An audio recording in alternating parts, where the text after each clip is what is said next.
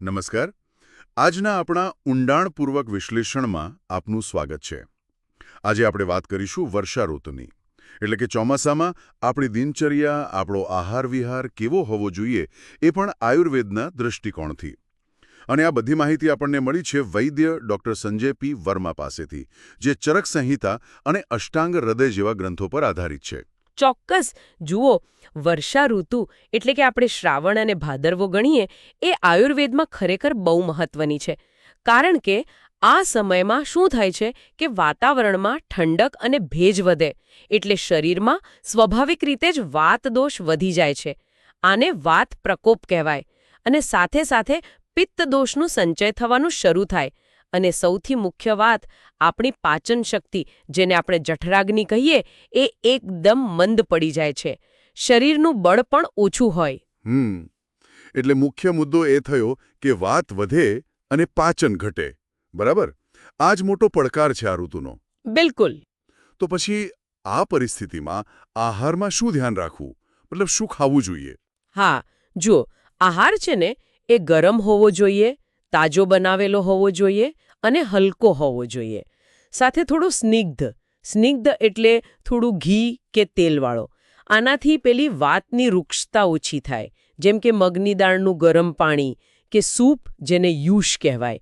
જૂના ચોખા છે, જવ, ઘઉં, આ બધું સારું. તેલમાં ખાસ કરીને તલનું તેલ અને ઘી વાપરવું ઉત્તમ છે. અને સ્વાદમાં કઈ ફેરફાર? હા, ખોરાકમાં થોડો નમકીન અને થોડો ખાટો રસ ઉમેરવો. એ પાચન સુધારવામાં મદદ કરે છે. અને તાજી મોડી છાશ હોય ને, એમાં ચપટી સિંધવ અને સૂંઠ નાખીને પીવી, એ પણ બહુ ફાયદાકારક છે. અને સૌથી મહત્વનું, પાણી હંમેશા ઉકાળીને થોડું ગરમ કે હૂંફાળું જ પીવું જોઈએ. બરાબર. અને શું ટાળવું જોઈએ? ઘણીવાર ચોમાસામાં પેલું તળેલું, ઠંડુ એવું બધું ખાવાની બહુ ઈચ્છા થાય, પણ એ કદાચ યોગ્ય નહીં હોય ને? હા, બરાબર કહ્યું. કાચો ખોરાક, ઠંડો, વાસી, બહુ ભારે ખોરાક, વધુ પડતો ભેજવાળો ખોરાક, આ બધું ટાળવું. અને ખાસ કરીને જે પાણીમાં ઉગતી શાકભાજી છે, જેમ કે પાલક છે, મેથી છે, એ ઓછી લેવી. એ વાત વધારી શકે. દૂધ અને દૂધની બનાવટો, ખાસ કરીને દહીં, એ પણ મર્યાદામાં રાખવા. એ પાચન પર ભાર વધારી શકે છે. અને પાણીનું શું? સીધું નદી તળાવનું નહીં પીવાનું, એમ? હા, નદી, તળાવ કે કુદરતી સ્ત્રોતનું પાણી સીધું ન પીવું જોઈએ. ઉકાળીને જ પીવું હિતાવહ છે. ઓકે. આ તો થઈ આહારની વાત. હવે જીવનશૈલી, જેને આયુર્વેદમાં વિહાર કહે છે, એમાં શું ફેરફાર જરૂરી છે? હા, વિહાર પણ એટલો જ મહત્વનો છે. આ ઋતુમાં વાતને શાંત કરવા માટે અને ભેજની અસર ઘટાડવા માટે અભ્યંગ કરવો ખૂબ ફાયદાકારક છે. અભ્યંગ એટલે તેલ માલિશ, બરાબર? હા, તલના તેલથી આખા શરીર પર હળવી માલિશ. એનાથી રૂક્ષતા ઘટે, શરીર સ્નિગ્ધ બને. એવી જ રીતે ઉદ્વર્તન એટલે કે સૂકા હર્બલ પાવડરથી, ચણાના લોટ જેવા પાવડરથી શરીર ઘસવું. એ કફ ઘટાડે, ત્વચા સાફ રાખે. ઘરમાં થોડો જંતુનાશક હર્બલ ધૂપ કરવો સારો. અને સ્નાન હંમેશા ગરમ પાણીથી જ કરવું. અને પેલું પંચકર્મનું પણ કંઈક મહત્વ છે ને આ ઋતુમાં? હા, ચોક્કસ.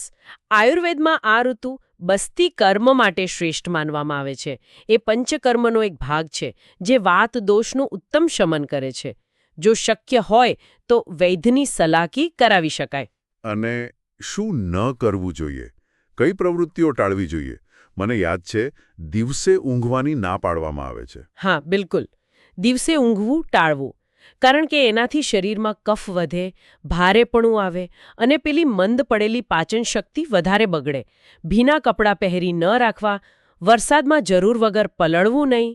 અને કસરતનું શું? શરીરનું બળ ઓછું હોય એટલે બહુ વધારે પડતો શારીરિક શ્રમ કે બહુ ભારી કસરત ટાળવી. હળવો વ્યાયામ પૂરતો છે. અને ભેજવાળી બંધિયાર જગ્યામાં લાંબો સમય ન રહેવું. આ બધી બાબતો ધ્યાનમાં રાખીએ તો એક સામાન્ય દિવસની દિનચર્યા કેવી રીતે ગોઠવી શકાય, સવારથી રાત સુધી? ચોક્કસ. સવારે થોડું વહેલા ઉઠવું, દાંતણ કરવું, ગરમ પાણીના કે તેલના કોગળા કરવા, જેને ગંડૂશ કે કવલ કહેવાય. શક્ય હોય તો નાકમાં ગાયના ઘીના કે તેલના 2 ટીપા નાખવા, એને નાસ્ય કહેવાય. પછી અભ્યંગ, ઉદ્ધ્વર્તન અને ગરમ પાણીથી સ્નાન. પછી હળવો વ્યાયામ. અને નાસ્તો? નાસ્તો પણ ગરમ, હલકો અને પૌષ્ટિક, જેમ કે મગનો સૂપ કે ગરમ ફુલકા રોટલી ને શાક. બપોરનું ભોજન પણ ગરમ અને સુપાચ્ય લેવું. જમ્યા પછી તરત સૂઈ ન જવું, થોડું ચાલવું. સાંજે હળવું ફરવા જઈ શકાય અને ઘરમાં સાંજ ટાણે થોડો ધૂપ કરવો. રાત્રિ ભોજન એકદમ હલકું અને સૂવાના ઓછામાં ઓછા 2-3 કલાક પહેલાં લઈ લેવું, જેથી એ સરળતાથી પચી જાય. અને સૂતા પહેલા? સૂતા પહેલા પગના તળિયે થોડું તેલ, ખાસ કરીને તલનું તેલ કે ઘી ઘસવું, જેને પદઅભ્યંગ કહેવાય. એનાથી શાંત ઊંઘ આવે છે અને પછી શાંત મને સૂઈ જવું. આયુર્વેદના પ્રાચીન ગ્રંથોમાં પણ આ જ વાત પર ભાર મુકાયો હશે, નહીં? જેમ કે ચરક સંહિતામાં. હા, બિલકુલ. ચરક સંહિતામાં એક સુંદર શ્લોક છે એના માટે.